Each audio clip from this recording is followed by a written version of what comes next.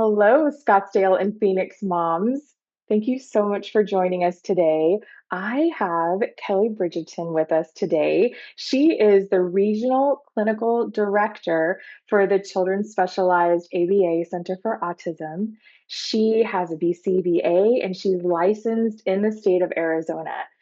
So she's just an outstanding resource for us to talk to today. So, Kelly, welcome. Thank you for being with us. Thank you for having me. I appreciate it. Yes, yes. Well, before we started, you were telling me a lot about all of the resources that you guys can offer, specifically the families in Maricopa County. So Mhm. I would love to hear more about that. Yeah, absolutely. One of the things that's really important to understand about Arizona is we're really lucky here because all of our Medicaid plans through Arizona Long-Term Care, they allow any age, any diagnosis for ABA services. So I don't know, but I think we might be one of the only states that does that, which is Wow. really exciting because there are such long wait lists for getting a diagnosis of ASD. So it allows us to just get any diagnosis, a speech delay, ADHD, anything that we can, get a diagnostic code for. We can get services through Arizona Long-Term Care and start those services while they're waiting for an autism diagnosis. So we're not delayed 8, 10, 12 months, which is what That some of is yeah, incredible. yeah. That's incredible because as a mom of kiddos with different diagnoses, Diagnoses, yeah.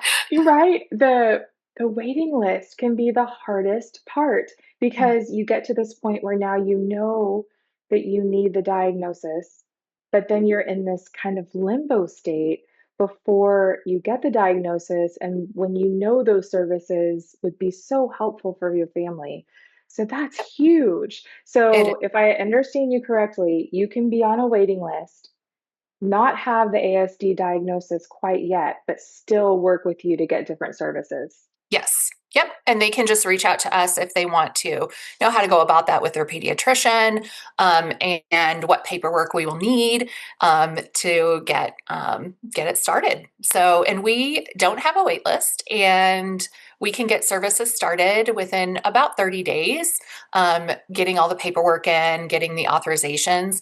Sometimes it's a little faster with Altex because a lot of the Altex plans don't require pre-authorization for the assessment. So, yeah, That's incredible. That is it such is. good news for Yeah. so many mamas out there that are really, and especially in the summer when you've gone through a school year and now you've met with the teachers and you've realized, okay, something's going on here and we're going to need some different help in different areas. And you're waiting for all those appointments to line up and get in. And sometimes those appointments take months to get Months. into. Yeah. It is so hopeful to know that they could work with you guys and Yep. start movement on all the things that we need to do. Absolutely. We're a resource for families for everything. What we want to do is we want to be the model for whole child care. So that means like not just what is the treatment plan to help this child, and get those barriers to learning to reduce. But we also want to look at those social determinants of health and make sure that we're a resource for families. So in our other states, we have clinics or centers, and we have social workers that are employed by us to do that for families. So we actually assess for that.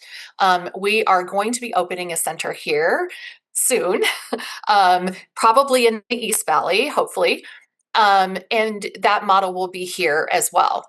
But until then, I'm here as the regional clinical director to help families with all of those things, whether there's financial barriers, whether, there's unsafe living conditions, educational barriers, anything like that. I am full of resources. I know how to find them, and we're here to do that for families, which makes us really different than a lot of ABA companies, because we know it's really hard to make progress in a home where you feel unsafe or you have food insecurity or housing insecurity. So we want to make sure that we're looking at all of that, and we do really assess that to make sure that our outcomes are making those things better. It's true. You can be dealing with different levels of security and trauma that just keep you from even moving forward on a day by day basis. And when you get that one person that you can ask questions to, that understands what you're going through, because I do think it's a special, unique group of people that understand that journey of what you're going through, and that kind of frozen moment you get of just making it through the day because that's all you can do. And Right. all the other pieces of finding help, and then other things start to slide because you're really just concentrating on the whole family making it through the day safely Right. instead of all the other pieces that could really help the family thrive and grow and move forward. Exactly. Yeah. Yes. And we want to make sure that the family, we build that trust with them so Yes. that, maybe we don't determine anything's happening at the beginning of services, but ABA is usually a long time. Like we're getting services for years sometimes, and things can change. And we want families to feel comfortable reaching out to us so that we can, really help them through those hard times, find resources for them, make accommodations if we need to for services and things like that. So yeah, that's what That's we're about. We incredible. really the emphasis for us on our care is compassionate care. And so that's what our training program is for all of our direct employees, direct service employees. It's compassionate care ABA. That's what the training program is called. So we want to make sure that families know that we're here for the child, but we're here for the family as well. That's amazing. That's amazing. And I really appreciate that you guys are taking it from a whole child approach because it can also be overwhelming for the parents when you have one person that you have to ask these questions to, and then a different person for these questions, a different person for maybe, dietary questions, all of Yes, the things. And so to know that there is one place that you can ask all of your questions. It's that's really, us. really helpful. I love Yeah, that. I love yeah. that. So tell us, what I know that you're licensed in the state of Arizona. What areas do you serve specifically? So right now we're throughout Maricopa County, so East Valley, West Valley. I would say down from Apache Junction and Santan Valley, all the way over to Buckeye, Surprise, Peoria. And so we're fairly new to Arizona, bringing this model to families here, and we're growing pretty fast. We're really excited about that.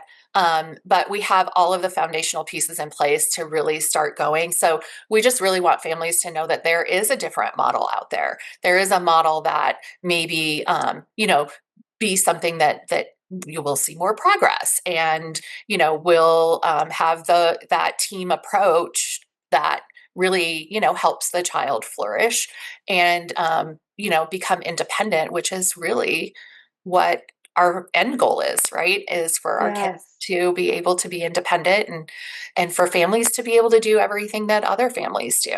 So we go in the Yes. community with them. We want all of our families to go out to eat as a family or go to the grocery store, and not like change their lifestyle because they don't have that help. Um, and so, yeah, those are things that are really important to me as an autism mom myself. ABA has been life changing for us. And so, yeah, I just really love this approach and the way that everyone in our company is just passionate about this. And we're all on the same page, and we're all just like really passionate about we want to bring this model to everyone in Arizona. And so hopefully we'll branch out, but right now Maricopa County.